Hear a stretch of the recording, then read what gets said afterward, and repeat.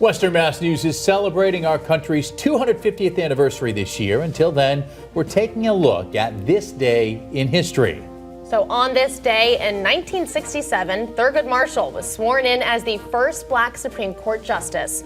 Prior to joining the Supreme Court, Marshall served as the chief counsel for the NAACP. One of his most notable cases as chief counsel was Brown v. Board of Education. During his 24 years on the Supreme Court, the justice was known for challenging discrimination based on race or sex, opposing the death penalty, and defending affirmative action.